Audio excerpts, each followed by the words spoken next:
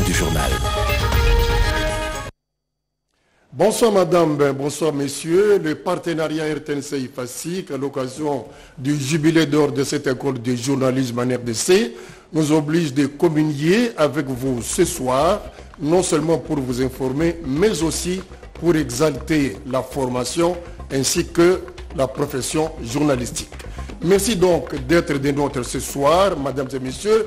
C'est avec plaisir que vous suivrez également dans cette édition du journal une chronique sous la plume de José Nawej, ancien de l'ICI IFASIC.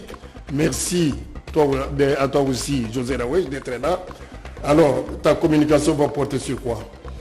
Merci, cher Oscar. Ma communication va porter sur les changements que charrie l'expansion, d'abord l'avènement, ensuite l'expansion de NTIC par rapport au métier d'informer qui est le nôtre. Voilà, merci beaucoup. Je vous retrouve dans quelques 10 minutes. Voici le titre du journal. Renforcement de la coopération politique et militaire, un protocole d'accord vient d'être signé entre la République démocratique du Congo et le Burundi. Après 6 mois d'obscurité, la population de Bandundu-Ville, peut pousser finalement un ouf de soulagement. Des cabines électriques ont été remises en service dans cette partie du pays. Et enfin, rentrée scolaire, c'est dans moins d'une semaine, un véritable casse-tête pour les parents avec la flambée des prix des fournitures scolaires sur les marchés. On en parle dans ce journal dans quelques instants. Merci et surtout bonsoir à tous. Les pays membres de l'EAC, c'est-à-dire la communauté des États de l'Afrique de l'Est, doivent se coaliser pour pousser le M23 à un cessez-le-feu, une des retombées de la rencontre de Kinshasa entre le président Félix Tshisekedi et son homologue burundais Evariste Ndayishimiye.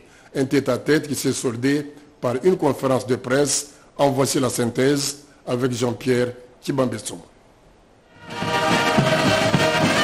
Après le dernier sommet de chefs d'État de la communauté de l'Afrique de l'Est fin mai dernier à Bujumbura, le président du Burundi Evariste Ndayishimiye, président des exercices de l'EAC en séjour à Kinshasa, a été accueilli ce lundi 28 août au Palais de la Nation par son homologue de la RDC Félix Antoine Tshisekedi Tshilombo.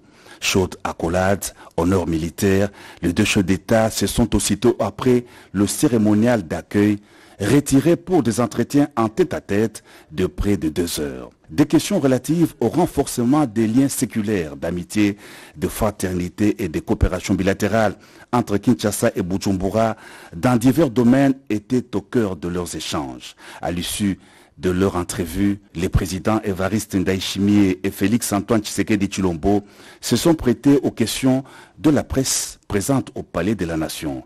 Ils ont tour à tour répondu notamment à la question liée à la situation sécuritaire dans l'est de la RDC et les refus du M23 d'observer le désarmement et le cantonnement. Je suis venu en tant qu'ami, vous savez, nous sommes le Burundi et le Congo, nous partageons l'histoire de la colonisation, nous partageons l'histoire de nos peuples respectifs.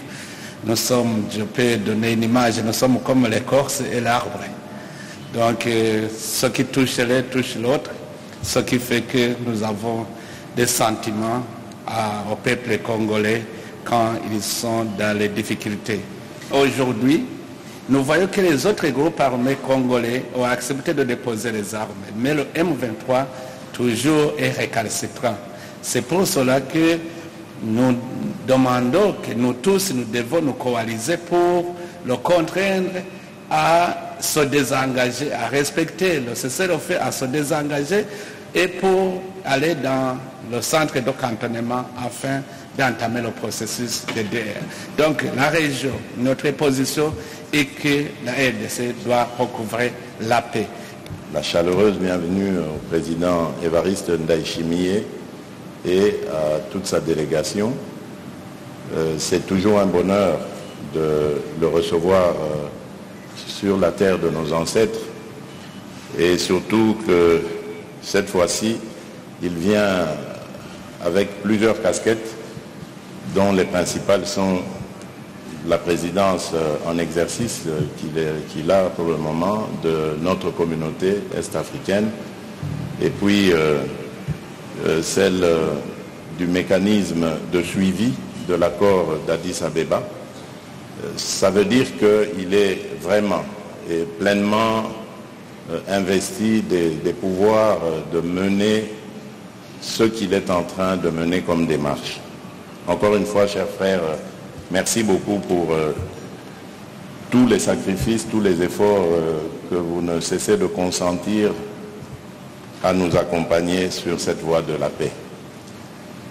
Il est vrai, chers journalistes, que j'avais dit en son temps où j'avais manifesté un certain agacement vis-à-vis du comportement des forces de l'Afrique de l'Est, le contingent de paix qui est pour le moment sur notre sol. Mais depuis lors, beaucoup d'eau a coulé sous les ponts. Il y a eu beaucoup de réunions. Et la dernière en date d'ailleurs fut celle à laquelle notre vice-premier ministre, ministre de la Défense, M. Jean-Pierre Bemba, à laquelle il a participé.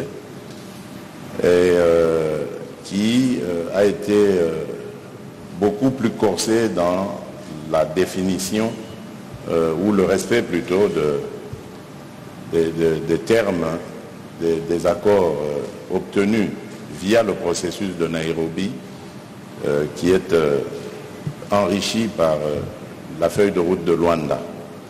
Et donc, nous sommes dans un stade d'observation parce qu'il y a eu des décisions qui ont été prises et je dis que le discours était corsé. Ces décisions sont d'application immédiate. Il s'agit donc d'engager le M23 à respecter les termes de ces processus et feuilles de route. Et donc nous allons observer, il est prévu, selon le président en exercice de notre communauté, la tenue très prochaine d'un sommet de l'EAC pour justement se pencher sur la question. En attendant, nous allons observer sur le terrain pour voir si le M23 finalement va accéder à cette recommandation de la feuille de route. Dans le cas contraire, nous en tirerons les conséquences lors du prochain sommet et du prochain sommet de l'EAC et donc nous vous dirons ce qui aura été décidé. La rencontre de deux chefs d'État au palais de la Nation suivie d'un point de presse qu'ils ont co-animé à l'issue de leurs échanges a clôturé la visite au travail du président du Burundi, Evariste Ndayishimiye. Le président de la République a accompagné son homologue du Burundi à l'aéroport international de Njili et c'est au pied de l'avion que les deux chefs d'État se sont séparés. Et au terme de cette visite de 2 jours, un protocole d'accord militaire a été signé entre le président Tshisekedi et Ndayishimiye. En voici les précisions dans ce reportage signé Kibambe Souwe, Fils Matondo et bienvenue Kabamba.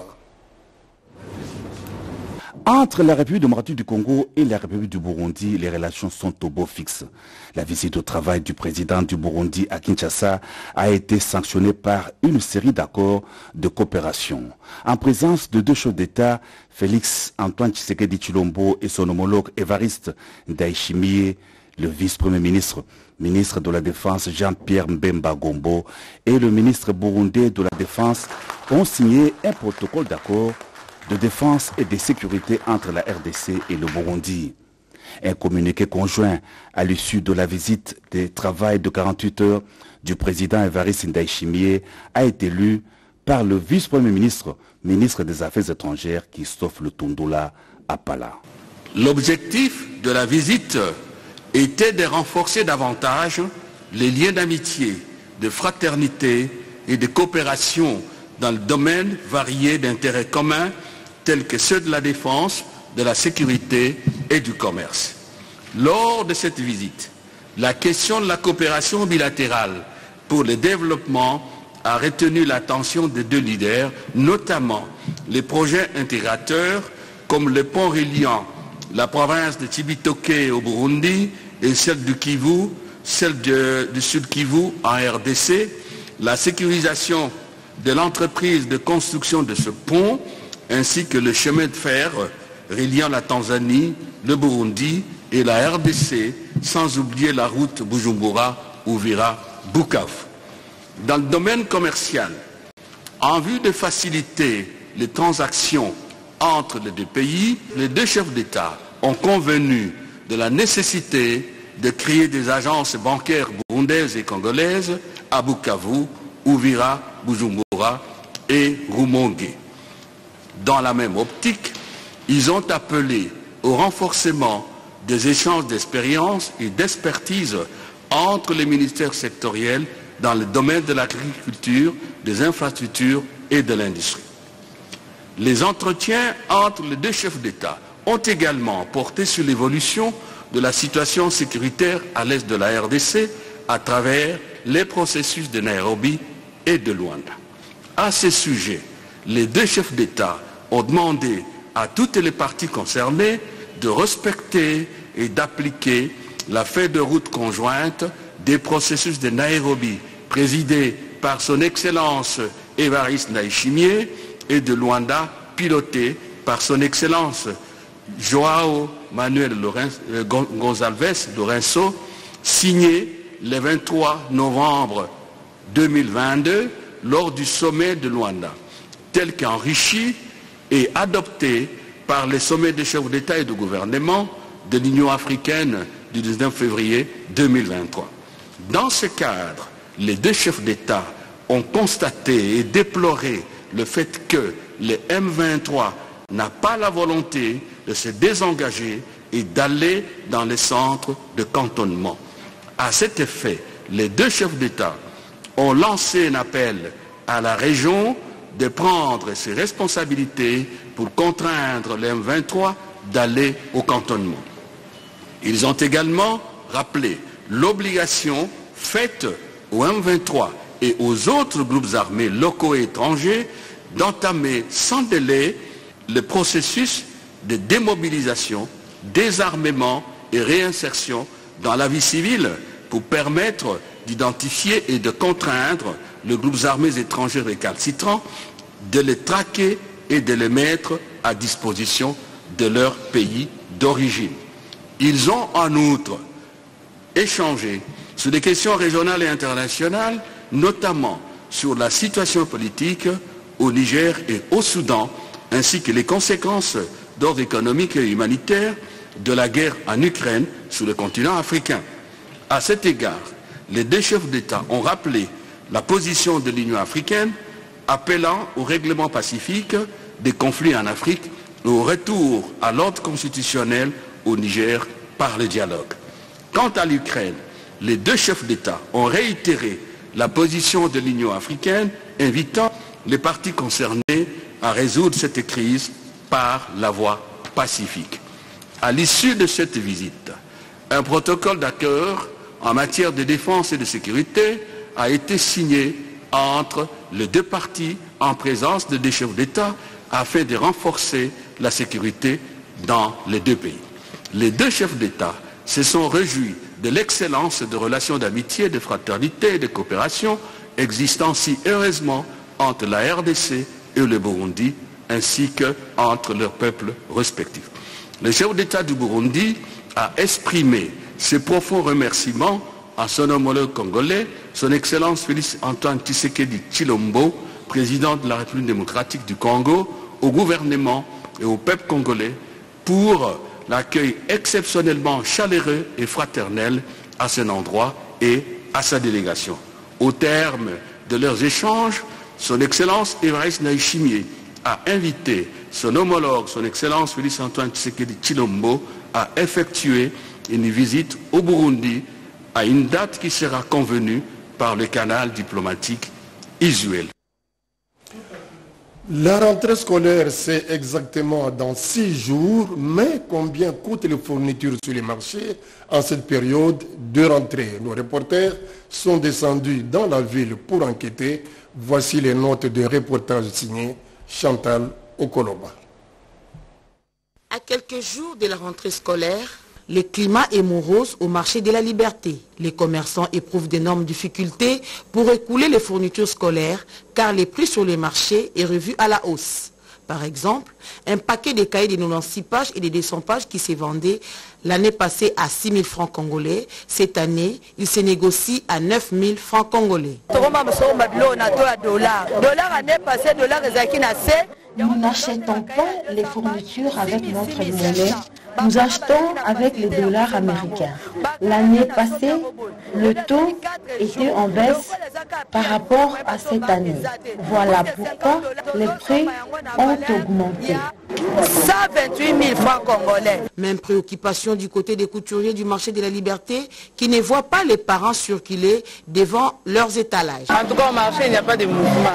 Les parents préfèrent d'acheter les uniformes qui sont déjà confectionnés, les prêts à porter, que les bénisses, parce qu'ils déclarent que les habits que nous confectionnons par rapport aux prêts à porter, c'est que nous confectionnons, nous demandons les prix un peu élevés. Dans les années antérieures, il était presque impossible de circuler librement dans ces marchés à cause de l'engouement des parents. Mais ce n'est pas le cas pour cette année, car les clients sont à compter au bout du doigt. La conjoncture n'est pas facile, c'est difficile.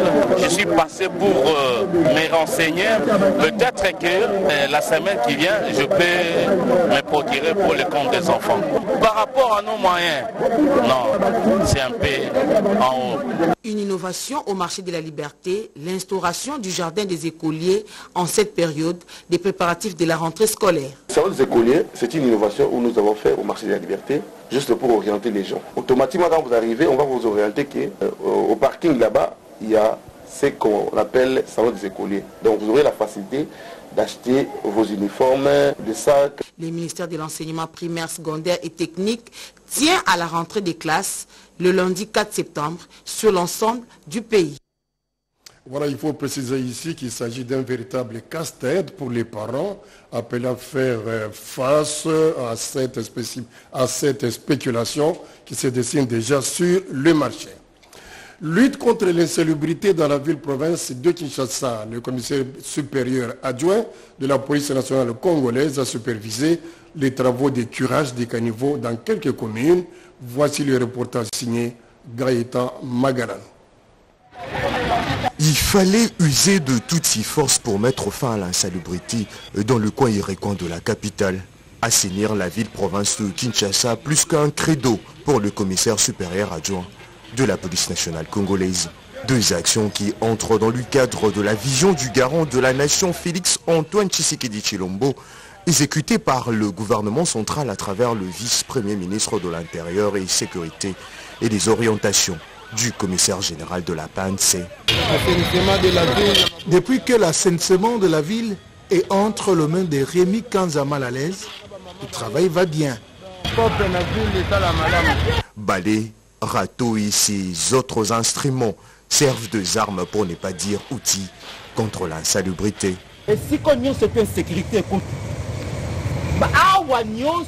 Le garage et le véhicule que vous voyez créent l'insécurité dans la ville.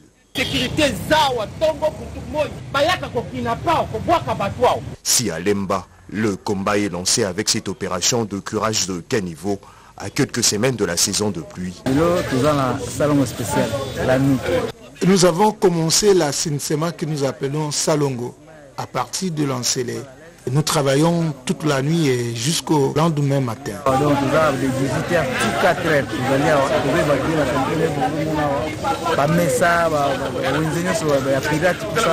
Vous allez Maluku, Kitamboye et Mongafula ne sont pas du tout épargnés par cette opération pour une ville propre au cœur d'un continent. Pendant ces temps, bande de villes de nouveau éclairées, après 6 mois d'obscurité, la population locale n'est pas restée insensible dimanche dernier après la remise en service des cabines électriques. Edith Chala. Les populations de la ville de Bandundu ont dormi avec une telle satisfaction avec le lancement de l'électricité 6 mois après la panne intervenue sur la sous-station de Bandundu-Ville. Des ingénieurs SNEL SA ont travaillé d'arrache-pied sous la coordination du directeur général Fabrice Lucindé, qui s'est résolu de faire vivre SNEL dans toutes les provinces du pays. Toutes les cabines alimentées, la nuit a pris les allures d'une fête. Et depuis le 11 février de cette année, la SNEL avait connu une panne au niveau des transformateurs de la sous-station aviation. Alors ensemble avec la direction générale et les amis d'ici, on s'est battu pour que la situation soit remise à la normale. Et au jour d'aujourd'hui, la population est vraiment dans la joie, puisque vous venez de constater que la SNEL vient de remettre l'électricité là où la population était sans courant. C'est une situation qu'on n'avait pas prévue, c'est une panne qui est arrivée, mais ce que nous déplorons c'est quoi? Nous avons constaté que par-ci par-là, il y a eu des incivils qui ont touché les réseaux SNEL en volant certains câbles dans certains départs. C'est ce qui a fait qu'au jour d'aujourd'hui, vous avez vu, là où on avait volé des câbles, le courant, on n'a pas remis là-bas. Alors je pense que nous allons nous battre pour voir comment remettre partout du courant pour que la population soit vraiment contente. La dynamique actuelle des SNEL SA peut donner espoir aux provinces qui croupissent dans le noir. Le DG Fabrice Lucindé s'est convaincu qu'une SNEL proche des abonnés est plus efficace. Jean-Pierre Liaou, ministre de la fonction publique, vice-premier ministre et ministre de la fonction publique, se trouve en Belgique et plus précisément à Bruxelles. Eh bien, c'est pour échanger avec les responsables de l'administration belge sur les modalités d'une coopération basée sur l'échange d'expériences. Nadine Kiloch.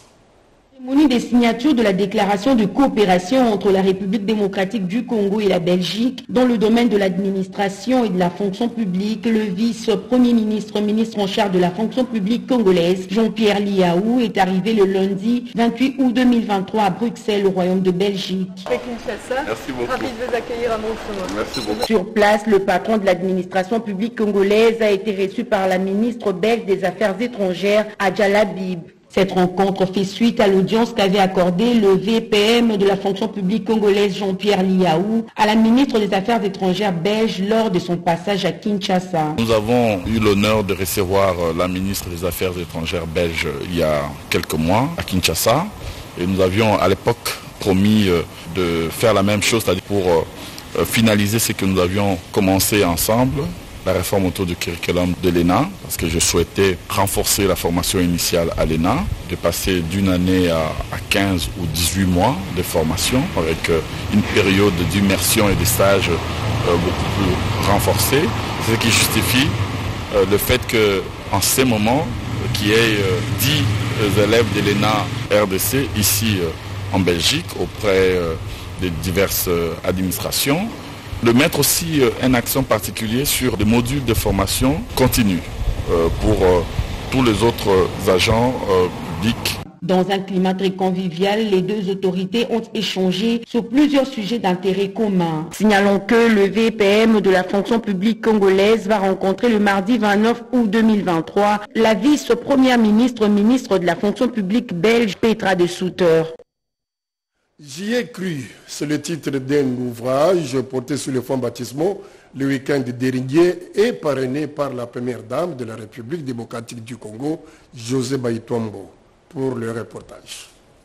Communicatrice, modéliste créative, Ika Deyang vient d'ajouter une nouvelle corde à son arc en se joignant au nombre de femmes de lettres congolaises. Loin de scènes habituelles qui la caractérisent, elle a dévoilé les contenus de son tout premier livre, J'y ai cru, un livre porté sur les fonds baptismaux par l'épouse du chef de l'État, Denise Nyakeru Tshisekedi, qui a donné par sa présence du sourire et du courage à cette nouvelle écrivaine congolaise. Ce livre inspire pour d'autres. Je te souhaite beaucoup de bonheur et j'espère que ce n'est pas le dernier. C'était aux côtés d'autres personnalités telles que Yolande Elébé, Catherine Katungu-Fora, ministre de la Culture et d'autres membres du gouvernement, amis, familles et connaissances. Ika Deyang mérite donc d'être reconnu par mon ministère, mandataire de l'éthique et de la résilience. Dans cet ouvrage, Ika Deyang raconte son passé, son présent mais aussi son avenir, en partageant plusieurs épisodes de sa vie et de ses belles victoires remportées. Des pages qui offrent au lecteur une immersion dans son vécu. Aujourd'hui, c'est un livre qui vient d'apparaître. Je raconte mes débuts. Je viens d'un point zéro pour devenir ce que je suis. Je lance un message d'espoir. Je lance un message pour rendre réelle la vie que nous vivons, pas ce que nous vendons sur les réseaux sociaux. pas ce que nous vendons à la télé. Nous avons une vie derrière ces écrans. Et je le mets en avant pour que les gens puissent comprendre qu'il faut se battre, il faut sortir de sa maison, il faut aller chercher son pain et gagner son pain dignement. Il était important d'avoir une personne avec un grand cœur, il était important d'avoir un modèle. Aujourd'hui, elle fait énormément avec Excellencia. Il y a beaucoup de jeunes aujourd'hui qui ont un avenir meilleur grâce à toutes ces bourses offertes. En tant que personne qui aujourd'hui a changé un peu la donne en écrivant, en laissant cet héritage à travers l'écriture, je suis un peu ce qu'elle fait. Et il n'y avait rien de plus beau que d'aller lui demander d'être la marraine de ce livre. Et elle a accepté. Merci maman Denise. Nouveau bébé de l'esprit, j'y ai cru, de Ika Deyang vient d'enrichir ainsi la bibliothèque de femmes écrivaines congolaises. Voilà, José Nawej, une fois de plus, merci d'être avec nous sur ce plateau, éditeur du journal Forum des As, paraissant à Kinshasa, c'est un quotidien, ancien de l'ISTI et FASIC. Et alors, aujourd'hui, quel est le regard, quel est votre regard sur le comportement de la presse congolaise aujourd'hui à l'heure des nouvelles technologies de l'information et de la communication? Merci beaucoup, cher Oscar. Merci aussi à la RTNC de nous donner cette opportunité de parler d'un sujet extrêmement important qui structure notre métier d'informer pour le moment. Tout d'abord, je voudrais dire qu'à la suite ou à la faveur, c'est selon de l'avènement doublé de l'expansion continue de nouvelles techniques de l'information avec les réseaux sociaux, que cette expansion induit un changement notable, et nous le voyons tous les jours, dans notre métier d'informer. Et donc... Y a-t-il véritablement un changement dans notre façon d'informer avec les nouvelles technologies aujourd'hui et plus précisément les réseaux sociaux? Il devrait y avoir nécessairement ce changement dans notre manière d'informer. Pourquoi, cher Oscar? Parce qu'il y a une trentaine d'années, pour nous, toi et moi, vous et moi, le journaliste avait ce qu'on appelait le monopole de l'information. C'est lui qui était le premier à être au courant d'une nouvelle.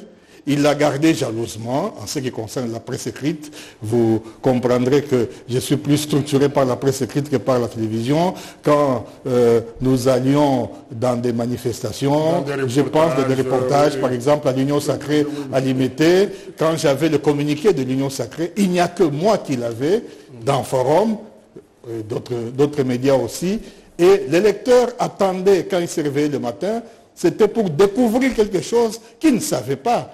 Donc c'est vraiment l'information au sens foncier du terme, au premier sens du terme. Aujourd'hui, on est pris des cours. Or, maintenant, on est tous pris des cours. Qu'est-ce qui se passe aujourd'hui? Il se passe que et l'informateur et l'informé, celui qui est censé être informé, apprennent des choses au même moment. Mais attention, même, il y a plus important. Il arrive même que le public que nous sommes censés informer, les téléspectateurs, nous informent parce qu'ils sont au courant avant. Et ça devrait nous interroger. Ça devrait nous interroger depuis un certain temps. Parce que les choses vont vite. Ça convoque quoi? Ça ne nécessite pas qu'on invente la roue, gagne pas les sujets. Mais que faire? Ce qu'il faut faire, c'est convoquer dans les fondamentaux de ces métiers deux choses. Hier ou avant-hier, c'est hier plus exactement, notre René Kibambi a parlé du conseil de rédaction, oui, comme élément essentiel dans la production d'un journal. Que ce soit un journal télévisé, journal parlé, tout ce que vous voulez, c'est le conseil de rédaction.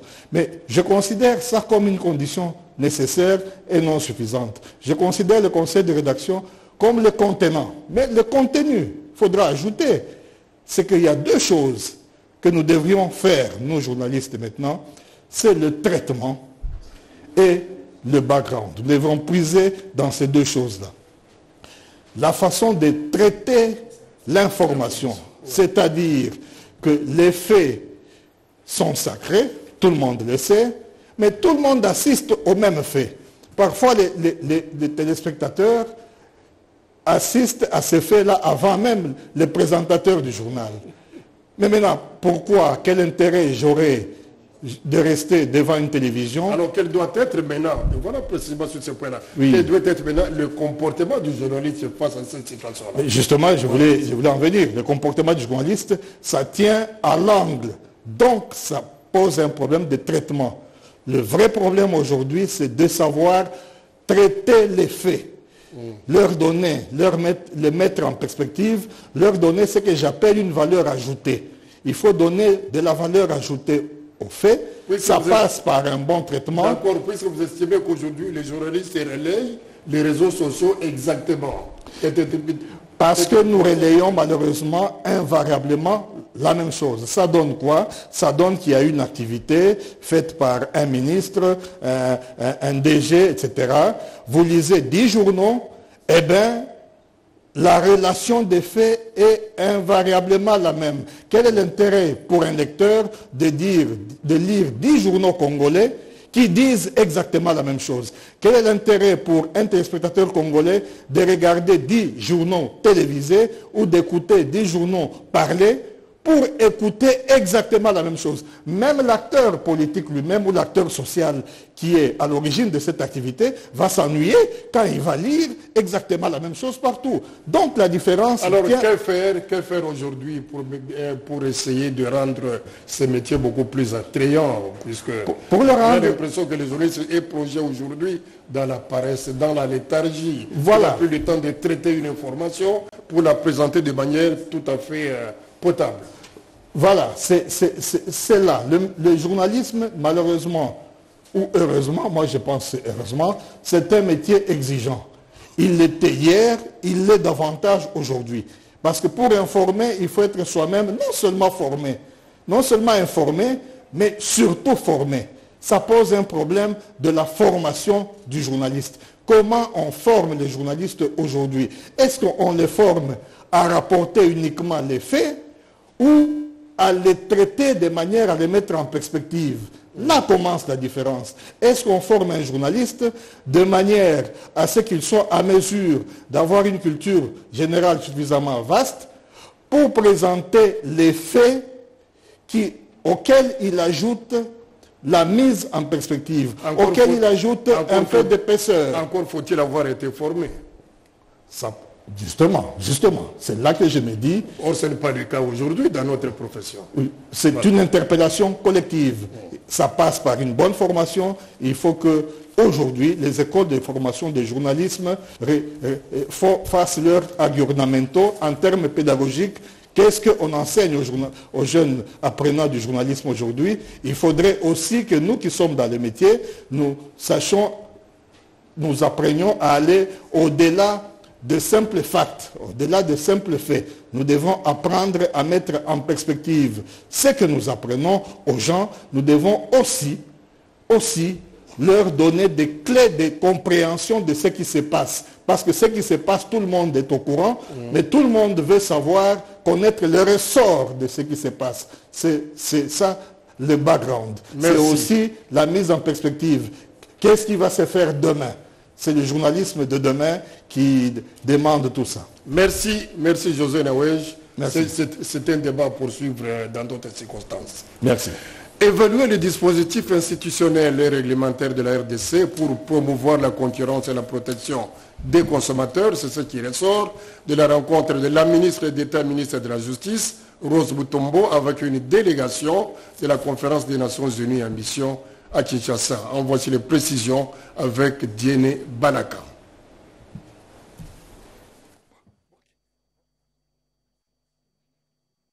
De la République démocratique du Congo, en vue de promouvoir la concurrence et la protection des consommateurs. Durant son séjour à Kinshasa, la délégation des experts des Nations Unies s'est fait accompagner du coordonnateur de la Commission nationale de la concurrence de la RDC, Freddy Timbaluzolo.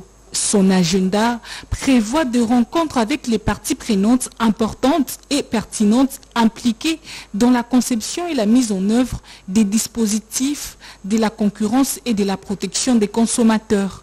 Dans le cadre d'un programme régional sur le renforcement de la concurrence et de la protection des consommateurs en Afrique centrale, et qui avait été déployée entre 2017 et 2019. C'est à la suite du travail commencé dans le cadre de ce programme que nous avons été sollicités par le gouvernement pour poursuivre ce travail en vue de développer et consolider les dispositifs pour promouvoir la concurrence et la protection des consommateurs en RDC.